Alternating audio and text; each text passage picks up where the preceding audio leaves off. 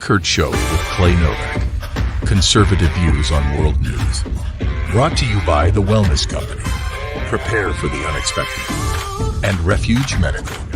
And now, it's time for the show.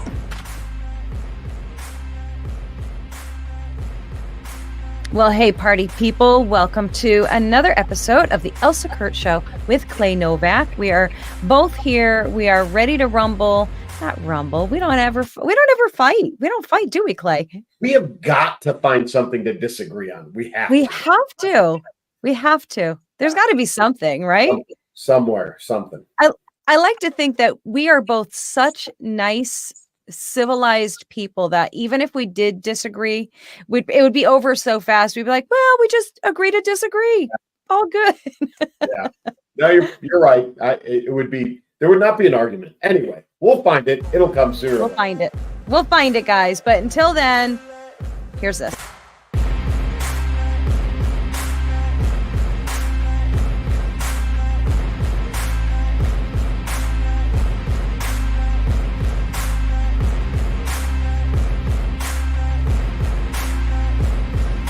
What's going on, my friend? Anything new and exciting with you? No, not much. I mean, kind of rolling through summer. I can't believe it's middle of July already, but that matters, right? Because 1 month from now, right? What's today? What's the day today? Okay, a little over a month from now, maybe 5 weeks, but 5 weeks from now, in my hometown of Chicago, is the Democratic National Convention. Yep. Oh. Right? My goodness. Right. So this is it's a very nerve-wracking time for this country. Yeah. It's probably the understatement of the year, right? There's a lot going on. And this one, for quick history lesson for those not old enough, the last time the convention was in Chicago was 1968. It did not go well. You should probably look that up. There were, riots and fire hoses, and truthfully, we expect more of the same. There were, I just saw today, there were 2 applications put in for applications for protests. Actually, people doing things the right way. But one was a anti-Israel, pro-Palestine. I don't know who the other group was, but they've been anticipating this for a while. I think you and I talked about this a few months ago. That there are a number of citizens of the city of Chicago who are not very happy with being put in second place behind all of the allocations being given to the illegal immigrants, and they plan to kind of express their feelings during the convention. So we've got that coming up, which is nice. Yes, indeed. Yeah, tensions are very high with all of that, and we would be remiss to not mention Chicago. Chicago, come on, man. Oh my goodness. Chicago's having a rough time already. They need that kind of activity.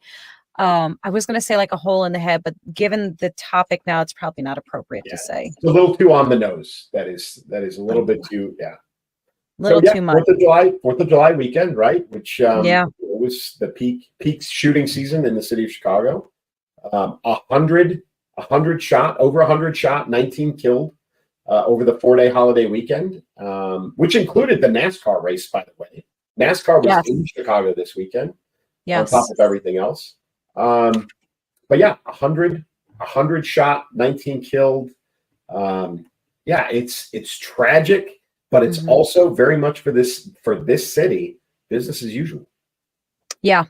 So I was doing a little bit of reading on this, of course, and I wanted to say, I saw a couple different articles, and I saw that CNN had actually written something about this, and I was very curious about, what they would say for spin on it. And of course, they give a little spin like, well, gun violence, and of course this will backfire on them.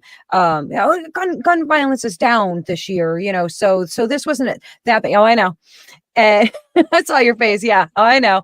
And which is really funny that they would say something like that, because that's so against their general narrative, like, gun violence is exploding. So somebody slipped one under there. But they also were quick to add that, July is always the number one, summer, and particularly July, the July 4th weekend is always like this. This is normal. Like this happens all the time.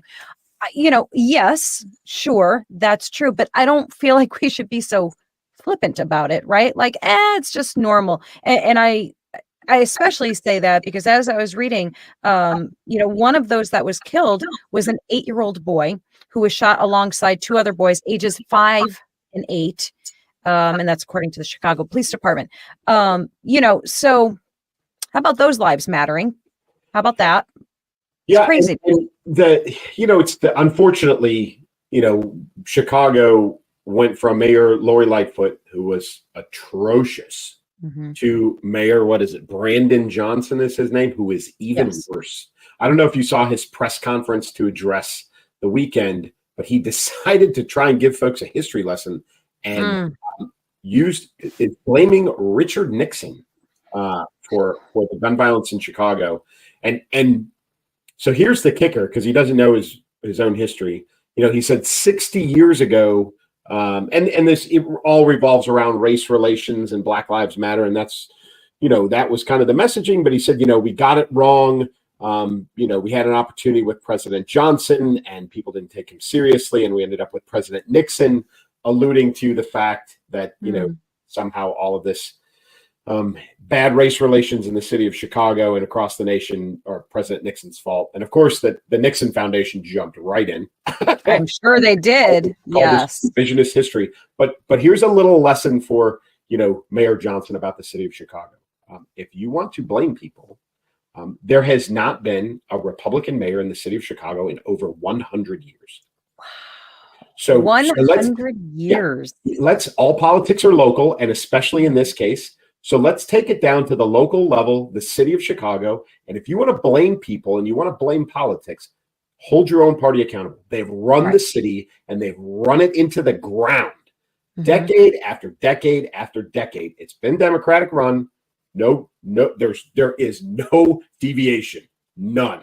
But he wanted to blame it on President Nixon, who died in 1994, for crying out loud. But that was his point of blame. Not what's happened since then, not what's happened since Nixon was in office, for crying out loud. But he wanted to blame that decision point on everything that's wrong and going wrong in the city. I'm so confused. I've never heard a Democrat politician not being accountable for his or her own failings.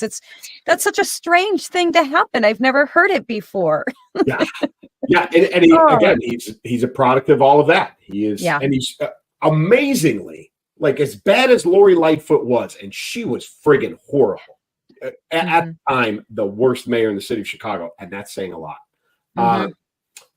And they found somebody worse. I don't know how they did it. They found someone worse than her to run this city. This guy is a complete idiot. It's like it's the meme, it's the joke. Like, Lori Lightfoot said, nobody can be a worse mayor than me. Yeah, hold my beer. Hold my beer. Oh. I got this. I can mess it up more. Yeah. That blows my mind, though, Clay. 100 years of living the definition of stupidity, doing the same thing over and over again and expecting different results. Like, I genuinely do not understand. How do people just say, so that our world here is right? Yeah, I know. The thing to know about Chicago and Chicago politics is that all of those flippant remarks are generated probably by the city of Chicago, but are definitely practiced. Vote early and vote often, even if you're dead, right? That's Chicago, right? All of the political corruption stuff that you hear about happens and has happened in this city.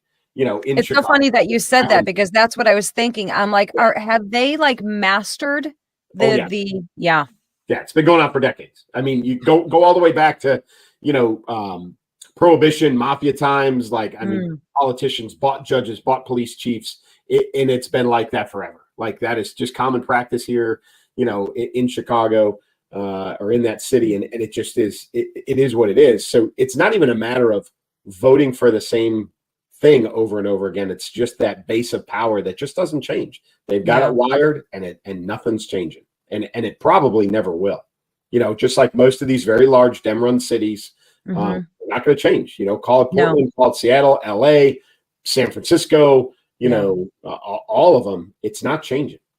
Yeah, they would have to change on such a fundamental level, on such a core level. And I agree with you. I mean, you know, history has already proven that nothing is going to change. You know, it's just a new name and a new face doing the same garbage. And, you know, and I may have shared this story once before, but it's probably one of the most disheartening stories that I know of on a not firsthand, secondhand basis. My husband shared a story with me about a coworker of his, law enforcement, police officer, of course. And this was when they were in I don't know, do I want to say the city? Maybe I won't. It's easy to figure out, but that's okay.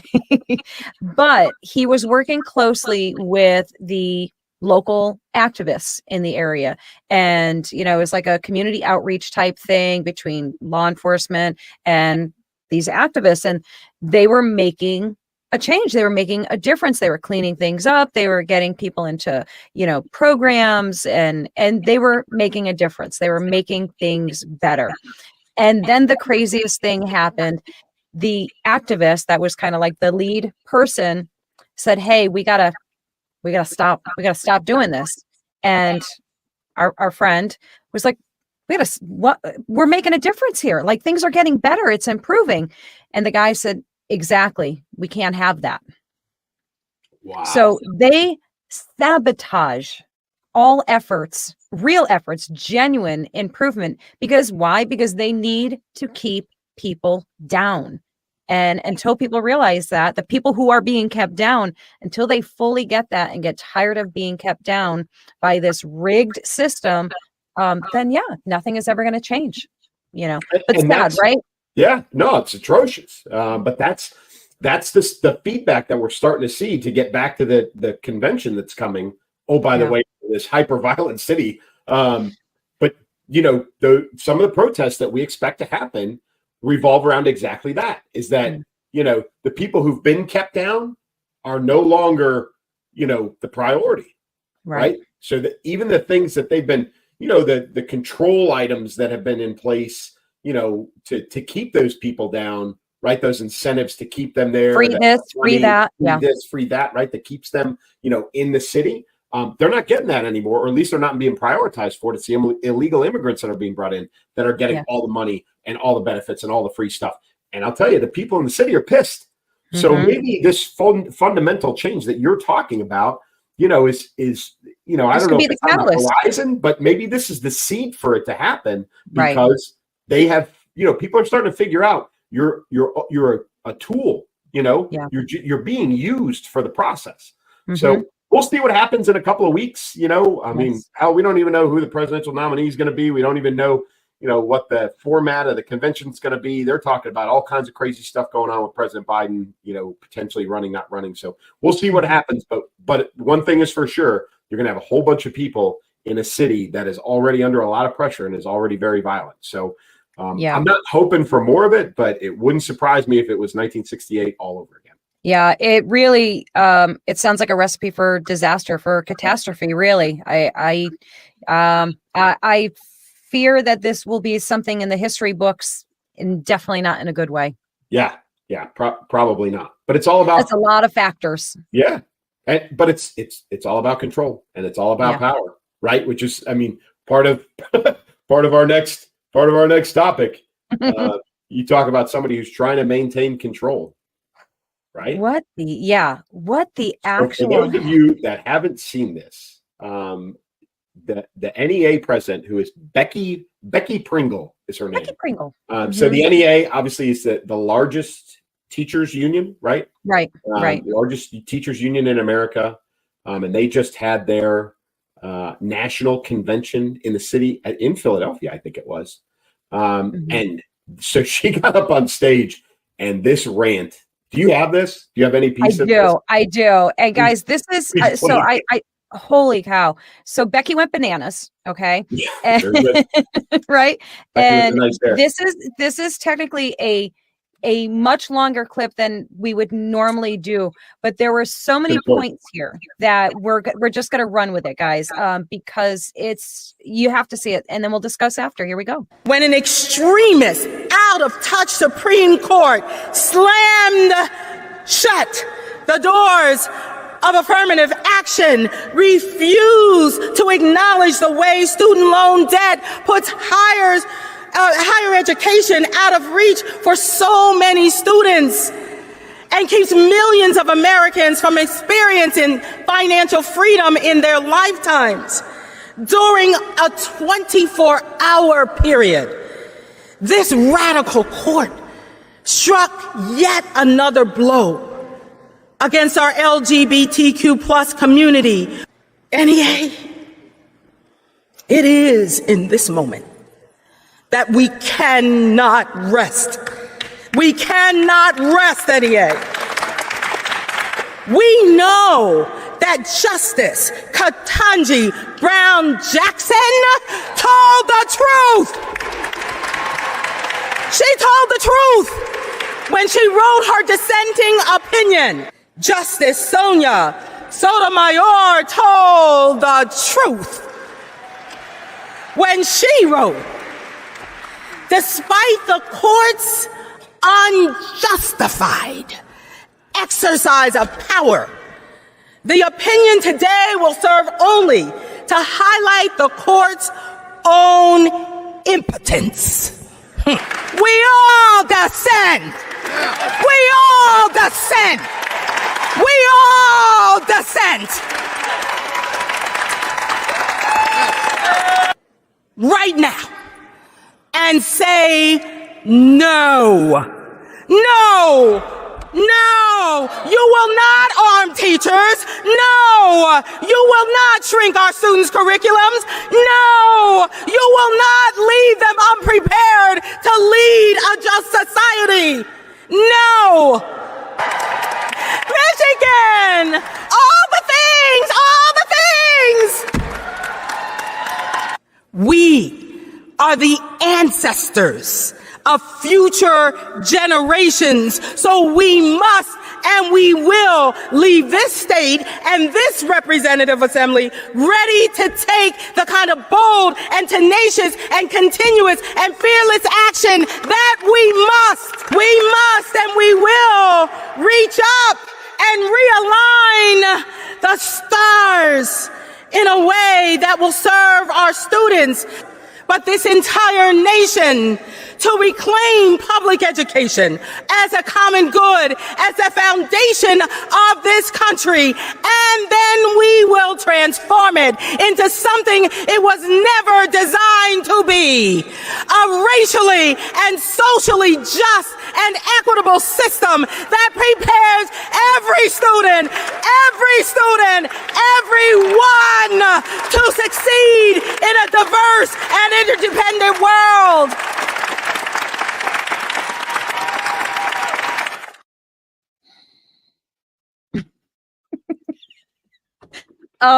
Where, I mean, ever loving, like, oh Lord, what? Like, so here's the thing. Can you just teach our kids reading, writing, math? Can you just do that? Can you just, geography, like maybe just do that? Like, calm the heck down. Teach our kids the thing. Well, first of all, you're not coming near my kids. If I had young kids, you're not coming near my grandkids, you raging freaking lunatics. Every parent who is of sane mind should watch that video and understand that these are the people you're trusting your children to. They are radical nut jobs. So she, just like any union president, is elected into that position, right? So she is elected as the NEA president, which is representation of the union itself. So that is in and of itself a problem. Additionally, she has been to the White House 20 times. 20. Okay. That's more than Biden's doctor. Like that. So, that's another issue right there. But yes, clearly no prepared speech, right? Clearly not rehearsed. That was 100% off the cuff. Oh yeah. It was disorganized. It was, Right. I don't know how long that speech went on. 30 minutes. 30 minutes. 30 Okay. minutes of her ranting from one extreme to the other. The funniest part to me, I mean, a lot of it was funny in a horrifying way. The funniest part to me was at the very end. I don't know if anybody caught it, but they panned to the audience, and some people did stand up and clap, but there was a good number of people that were like what is even happening here? I thought we were just talking about our education strategies. What is this? Holy cow. That was like, I told you, Clay and I were talking about it just before we started. And I said, watching her was actually making me angry. Like, I was getting really angry that these people, they're just so audacious. They just really are. Yeah, she is obviously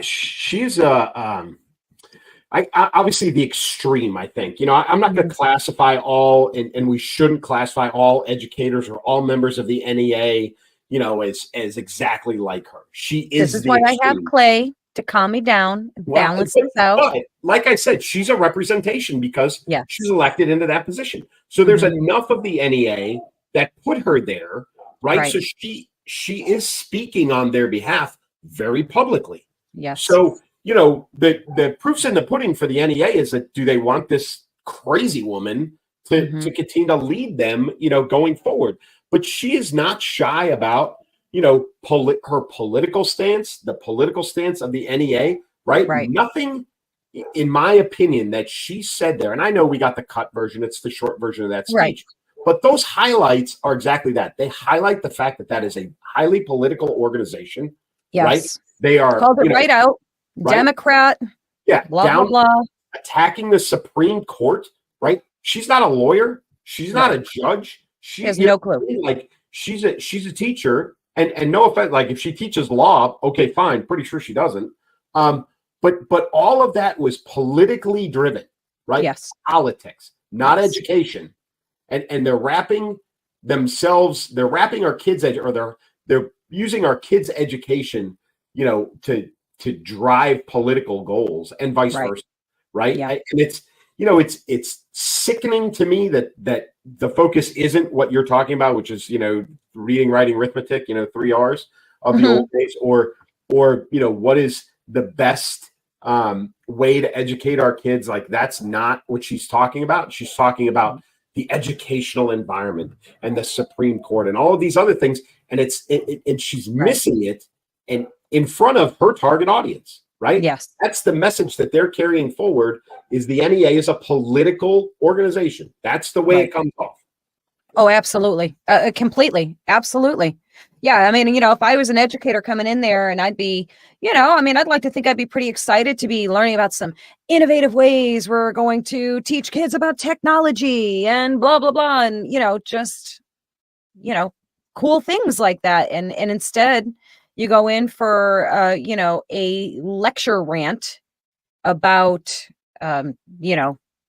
justice and all the crazy things that she was spewing, all the insanity that had nothing to do with educating children and youths and young adults. So, but it was bizarre. It was creepy, and, definitely a bad look overall. But this is what they're doing. This is like a representation of all of these public institutions. These are now these are not now, but these have been. These are all government institutions, and they are running it from the top down. Well, and that's what you said at the end is public education, right? She's not talking about private schools. She's not talking about charter schools. She's not talking. Right. She's talking about public schools, public funded, taxpayer funded schools, right? And she's turning them political. That's not what this is about. If you want that stuff, go to a private school. Right. We've seen what the private universities, oh, by the way, who are taxpayer subsidized, but we see what they do there. Okay, fine. That's a little bit different. But these are public schools for kids, for all of our kids, K through 12, publicly funded, taxpayer funded schools. It's not politics. It's education. And you'll never convince me that it's not that they're not connected. Don't get me wrong. But you'll never convince me that politics and the political spectrum and environment has that much of an impact on educating kids. You never will. It won't happen. Right.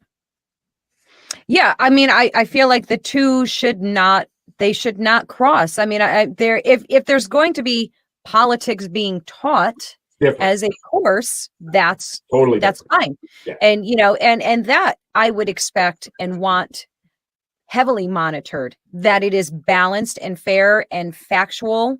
This is what this party believes. This is what this party believes. Here's the history of this part, the real history of this party and the real history of that party.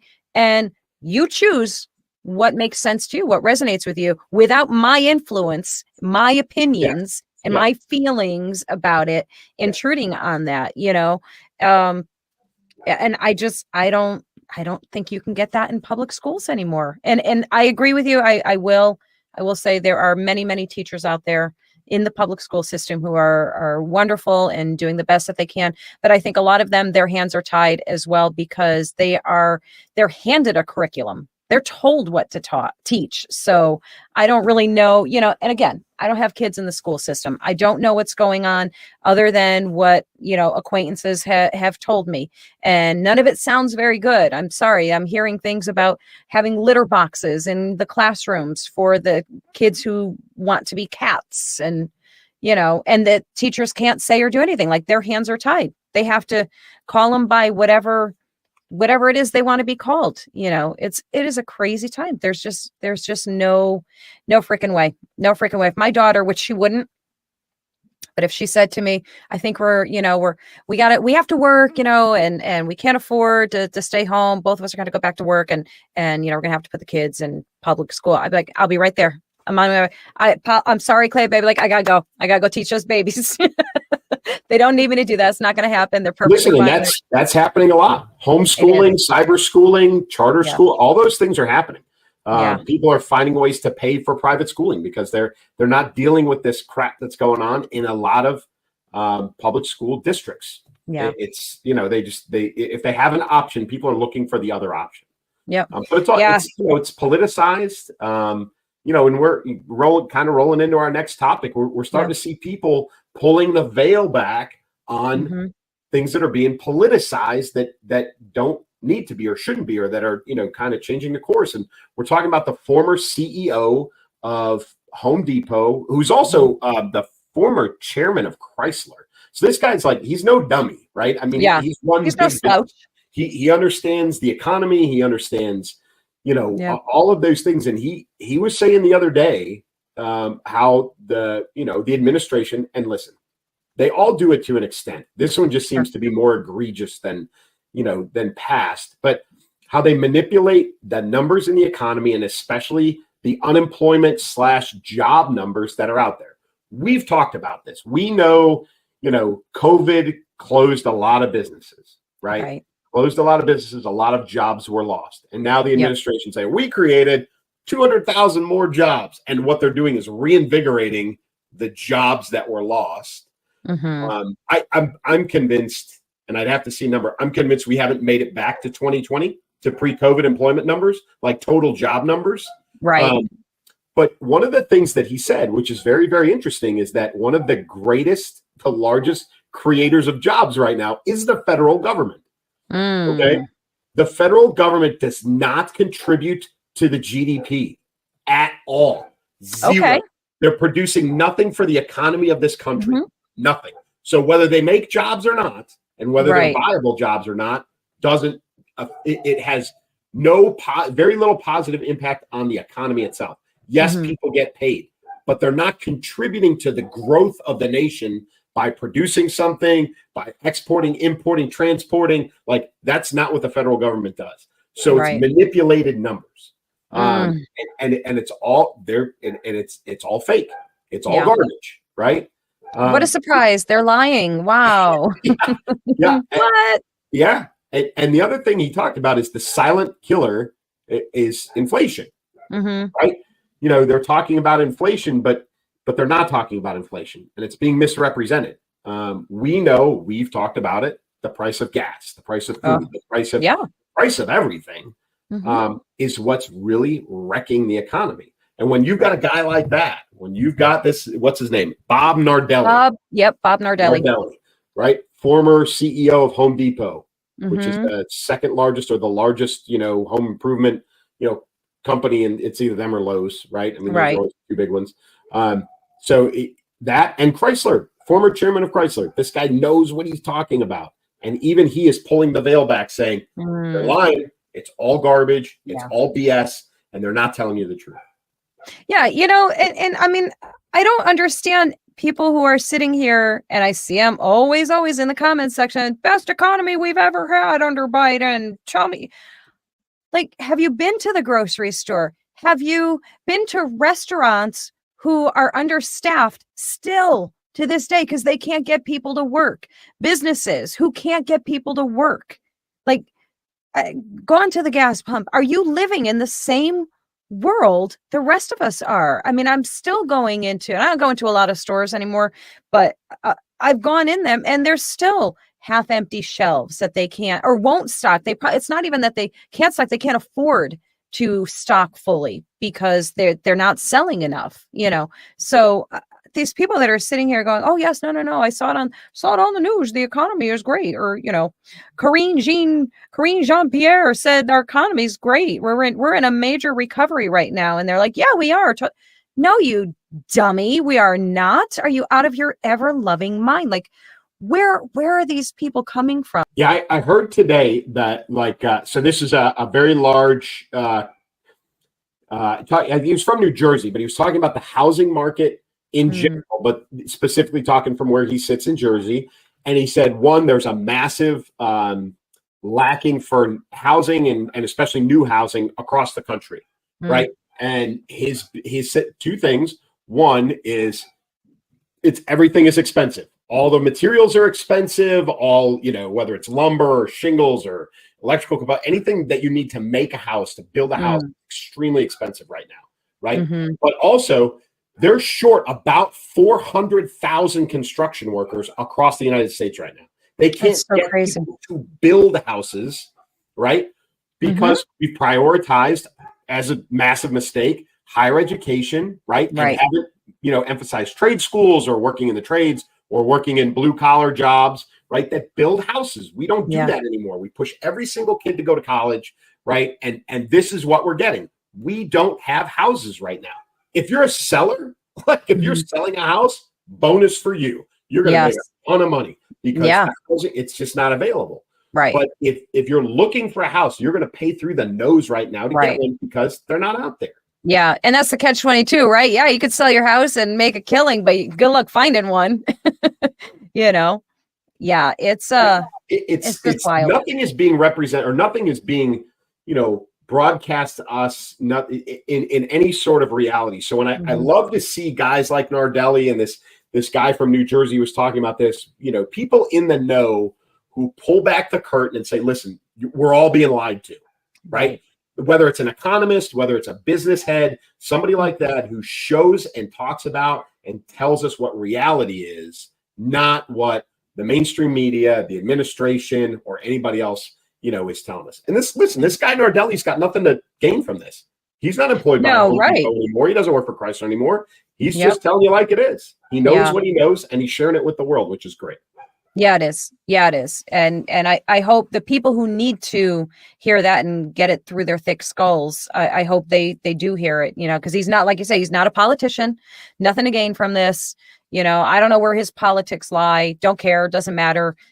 That's his lane. He knows what he's talking about. I hope people listen to him and realize, again, I don't understand how they don't realize that it's a lie. That the pendulum is swinging. We've been talking about this. It went so far one direction. Now it's coming back the other direction. I'm starting to see, this, people exposing, what is being said, people who know, and we're even starting to see a little bit of return of real journalism, right? I think a couple of years ago, independent journalism, we're starting to see a lot of that happening. And now, for those of you that don't know, the WURD out of Philadelphia, WURD, which is an African-American owned, Black owned radio station. They had a host who had agreed upon, made an agreement with the administration to do an interview with President Biden.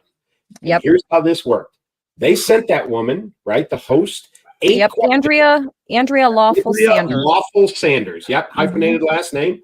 They Yep. sent her 8 questions and said, pick these out of these questions, the questions you're going to ask, and let us know which ones. And she picked 4, and they said, okay. So the president knew exactly what he was going to be asked, right? Right. And he went, he did the interview, and after it was over with, she admitted that that's how it went. And now her and the radio station have parted ways. Yes, yeah, there was a little controversy there of she resigned versus fired. You see 2 different reports, and I think they're just politely agreeing to say we parted ways. We'll leave it at that. We parted ways. So yeah, wow. And I'm curious now. I don't know if you know or not, but did she get thrown under the bus? Do you think, or was that legitimately like on her own? Outside of did she get thrown under the bus? I don't know, but if you listen and watch guys like Fallon and all the late night stuff, or anybody that's on a press tour for a book, a TV show, a movie, whatever, they know what's being asked. There's agreed upon questions, right? As they're promoting whatever it is they're promoting. Like sure. I've said this a number of times. I like John Krasinski and I like his wife, Emily Blunt. I know that a few years ago, I saw him tell this same story on 3 different shows, right? And it was about, she was filming Mary Poppins in London, right? And he went over to visit her. And as he was going through customs, he had this interactions with the customs guy who is English, of course, because he's flying into Heathrow or wherever. And he's in customs. And the guy says, well, who are you? I'm an American actor. Okay, fine. Anything that you've ever, I would have ever seen you in. Well, I was in your version or the American version of your show, The Office, which, the guy looks at him and then, oh, what are you doing here? I'm here to, visit my wife. Oh, who is she? Emily Blunt. You're married to Emily Blunt. I saw him tell that exact same story 3 different times on 3 different shows, right? I actually know the story, so I've seen the story. Yes. Oh, there you go. Yes. So the idea of coordinating questions to be asked and story, that is not an uncommon thing in certain circumstances. Right. I would tell you it's probably not even out of the realm for an interview with the president. I would bet when he was on, who was he on closed set? Was that Kimmel? Was it Fallon? President Biden was on somebody closed set, a year ago or something like that. I can promise you he probably knew the questions that were going to be asked. Oh, definitely. Kind of a thing. But the fact is that this radio station in Philadelphia has taken the stance that their host, who you asked if she got thrown under the bus, that's not the journalism, the type of journalism that they report, that they support. That's not honest journalism. That's coming from the radio station. And that's why she is no longer employed there. Yeah. So whether she got thrown under the bus or not, I mean, it sounds like not. Based on that, it sounds like not. I mean, she have, a good lawsuit. Yeah, they agreed to part ways, so something tells me she got a nice severance out of it. But yes, they just that stance of that's not real journalism is like, when was the last time you heard that with any like seriousness? I mean, there's a lot of people who claim to be journalists who are not. You and I are not. Sure. Plenty of blustering, like real journalism. Yeah, we're not journalists. We're pundits. We're just throwing our opinion out there. Right. I'll never call myself a journalist. Definitely not. No, but that's what this was about, is real journalism and a news outlet, getting rid of one of their employees because they weren't, conducting real journalism. I think that's a huge thing, and it's a national story. Yeah. Yeah. That is big. That really is. And I do hope that it is an indicator of a return to real journalism, integrity, and all of the things that have been lacking for an exceptionally long time. I don't know, I would need like a good historian to go back and be able to pinpoint when did this start happening? Was it during the Clinton years? Was it during the Obama years? Was it during, I don't know. I honestly don't know. I always kind of use Obama, for me at least, as the marker of when things notably started to turn really bad. And, so was it then when they started exerting control over the media? Has it been going on longer? I don't really know. I just know that I think I speak for probably everybody when I say I'm sick and tired of 24-hour news. Like, nobody should be sitting or having it in the background, unless that's your job, that you have to be doing this. But no average regular person should have CNN or Fox or whatever you listen to running in the background all day long, because all they're doing is telling the same stories over and over again, different versions of it, different opinions on it, which are all basically the same opinions and the same everything, and like you said, they're pundits, they're talking heads, they're gossipers. Like, this isn't news, this isn't journalism. It's news, but it's not journalism, and we can't tell the difference. And I don't mean we, I mean average regular people. They can't tell the difference because they don't know any better. They don't know any different, particularly the younger generation. Some of us who are old enough to remember when news was news and journalism was journalism. But now it's just who can be more sensational, who can be more combative, who can be, who can get the story first. And it's exhausting. We're exhausted from it, and we're warped. We're warped from it. There's always been, an interesting relationship between the government and the press. I know, you can go back to like World War II reporting where, things were kept secret, right? By the press for operational reasons when they were covering the war. Of course, you didn't have this type of news cycle, right? The rapidly responding, there was, Roosevelt, his debilitated condition was pretty much hidden. The press kind of knew about it. They agreed to not say anything, right? That was a big thing. The rumors about Kennedy and the press knowing about Kennedy and his illicit affairs, right? There's that. Right. But then you also had the reporting, the Vietnam reporting going on at the same time, where you had, death tolls and live combat footage being put on during the nightly news during dinner time. Like, that was kind of a swing in the opposite direction. Right. You had Watergate, and then, it's just, and then, the 9/11 coverage, and so it kind of ebbs and flows. I don't think there's ever been a great, clear relationship. But at the same time, there is a definite downturn in quality journalism. No matter what. I mean, you always had guys like Walter Cronkite and others who, were kind of the staple. 60 Minutes was a staple for years and years and years. Tom Brokaw, right, on ABC and all of those. So you had all of that. Right. There isn't anybody like that anymore. Like, David Muir is a joke, right? I mean, that's the nightly news. All of that stuff is sensationalized, like you said, to the story, even if it's not true, right? Doesn't matter if it's true. Just hurry up and get it out there. Be the first. We'll take a partial, unproven story to get the headline, right? And then throw social media in there. Clickbait, right? We all know about clickbait. Yes. All these links and all this other stuff to get the clicks, because that's what pays now. So, but if we do have a return, please, Lord, let it happen soon, right? We all need, Americans need some good quality, investigative, clean reporting journalism that just tells us the friggin' truth. Because we're certainly not getting it from really anywhere right now. No, we're really not. Dig and dig. And by the time you figure out what the truth is, it's gone. And it's already gone. Do you know how many, I don't know about you, but particularly I get them from Twitter all the time, whoever I follow on there. It's like every 5 minutes, there's a breaking news headline, and it sucks me in every time, because I'm thinking it's going to be something big. And it's like, Trump walked outside the building. Like, that was breaking news. That's not breaking news. That's a guy walking. Like, stop. And everything is breaking news, because what happens, it's the same. It's what happens to me. I open it up right away thinking it's going to be some big breaking news. Like, there was actually a time when breaking news was actually about something really big, and now everything's a big deal. Like, everything's a big deal.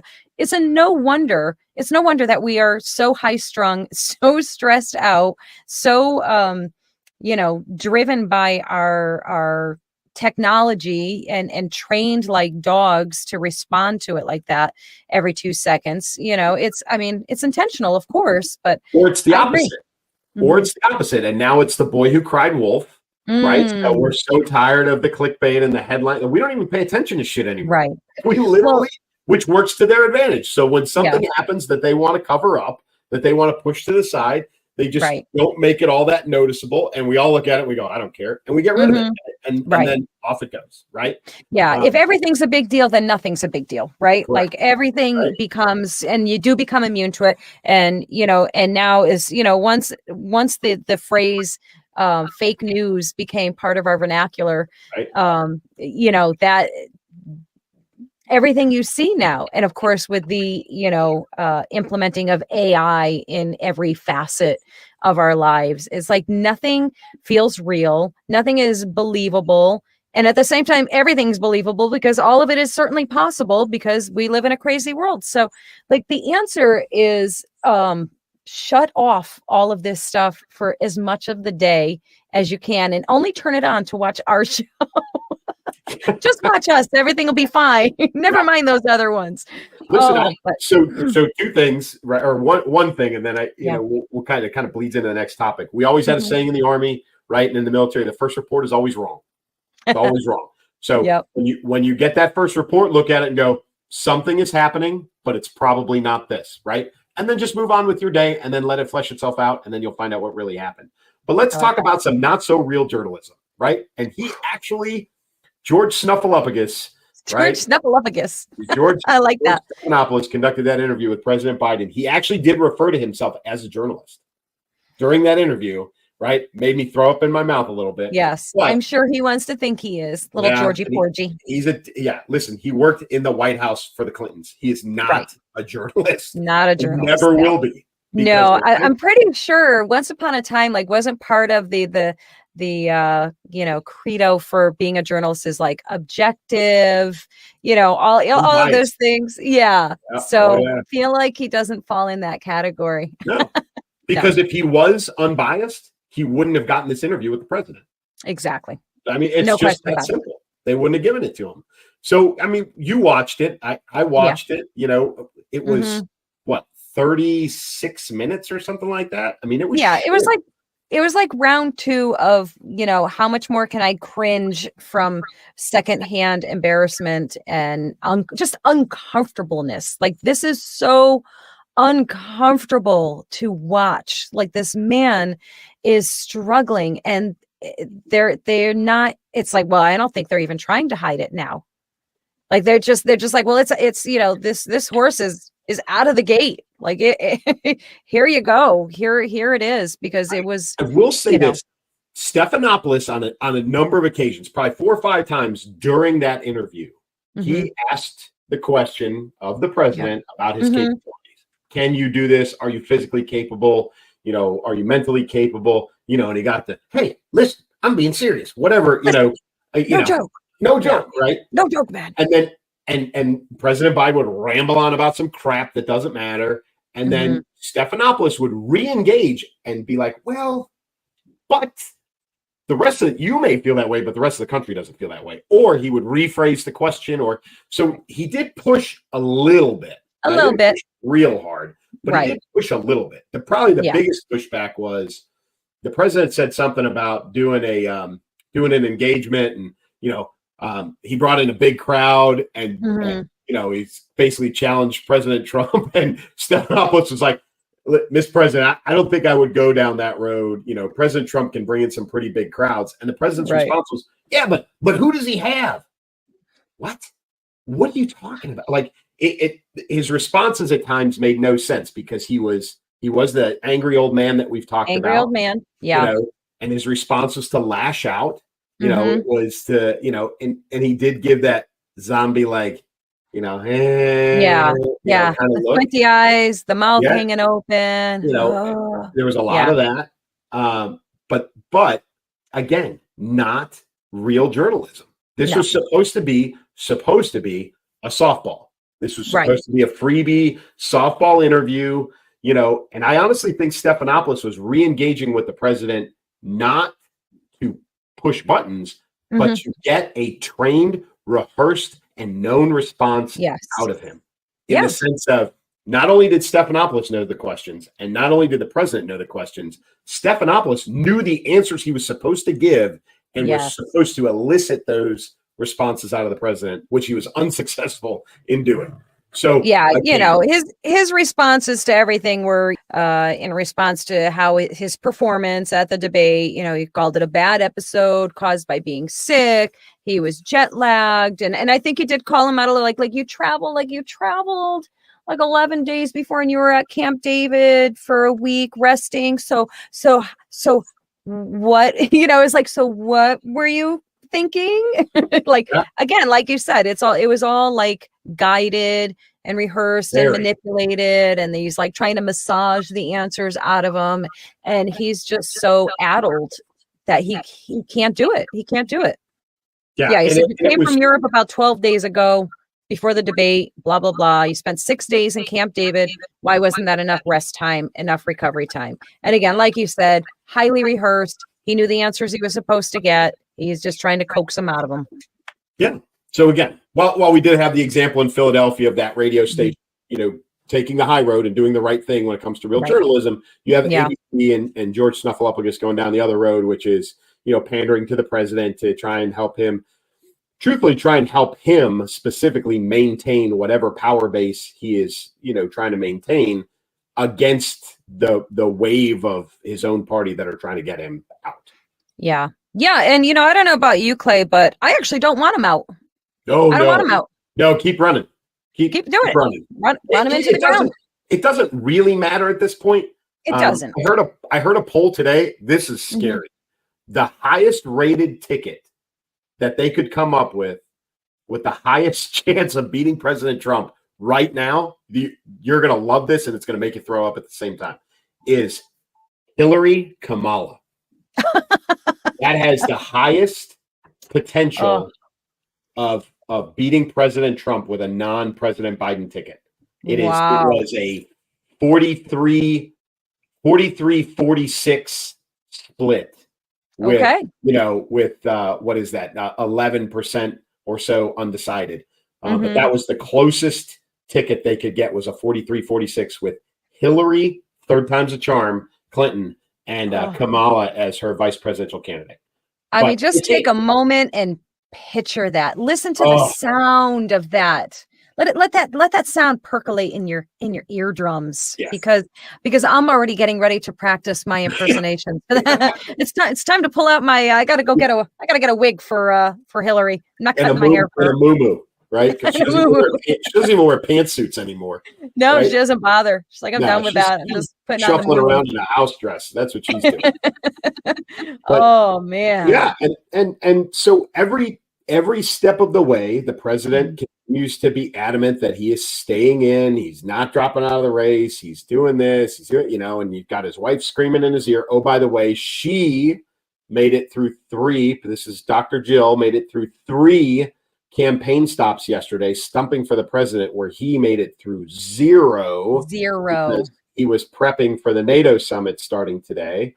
But in the meantime, is this the one that he was supposed to go to an early dinner and he didn't show up for it? Like they specifically moved it early for him? Was that like the? That's today. I mean, if it was supposed to be today, then that sounds about right.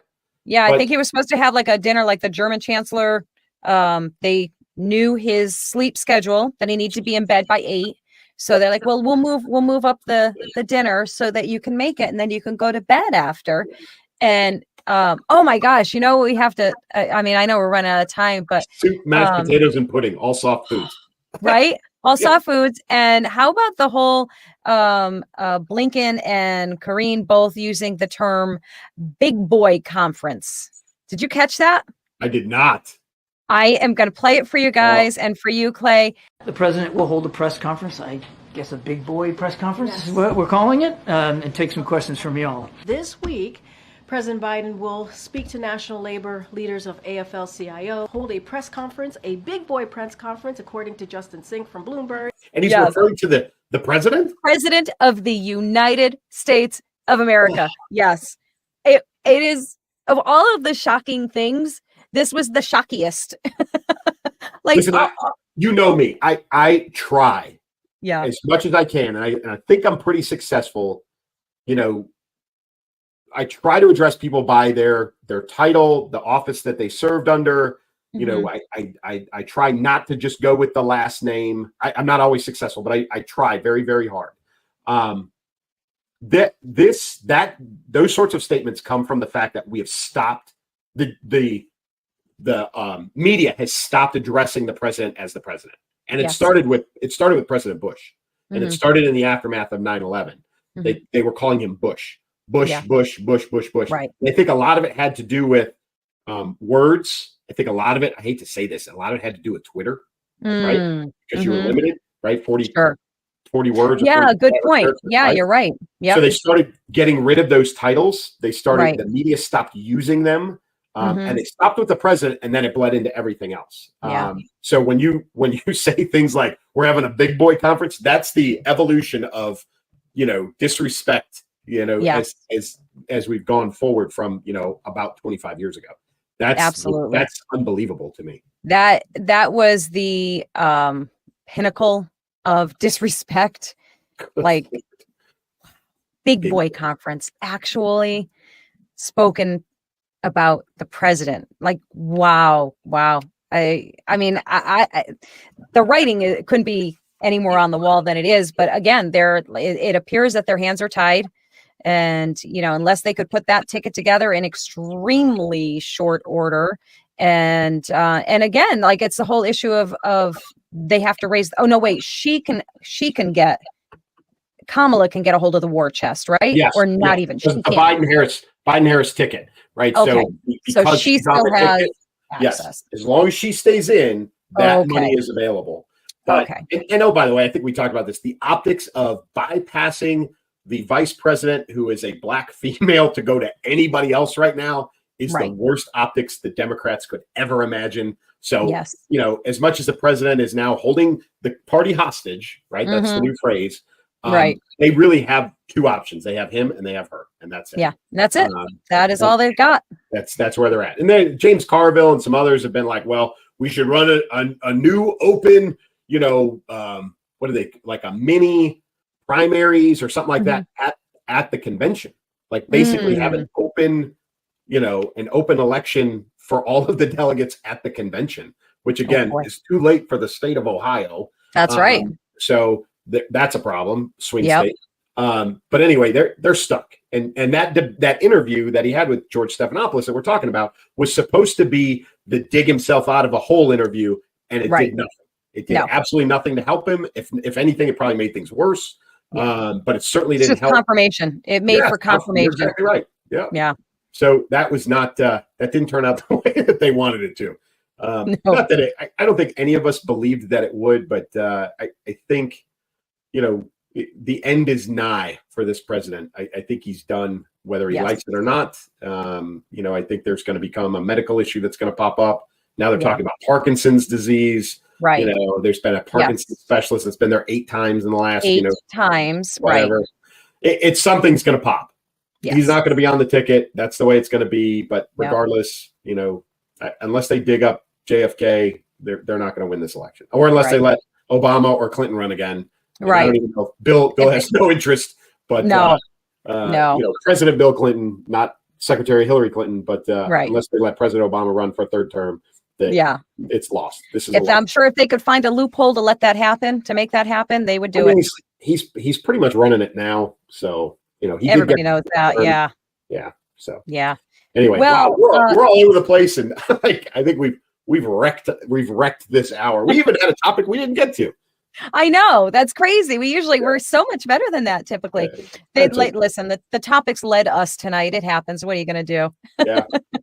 Oh, guys, we love having you along for the ride, though. That's for sure. And we love for you to join us in the comment section. So share your thoughts and your opinions, your rants, your raves, all of the things. We look forward to it and we love it. And Clay, you do the honors.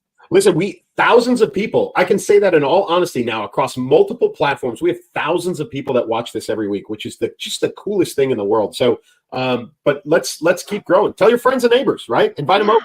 Actually, don't invite them over. Don't have a watch party. everybody log in separately on different places on phones and laptops and like your YouTube on your smart TV. Like get logged in everywhere, as many places. Yes, please. No, really, we love having you guys. This is great for us, and we love the feedback. We love the comments. So as always from me, keep moving, keep shooting. Woohoo. Take care, guys. Bye-bye.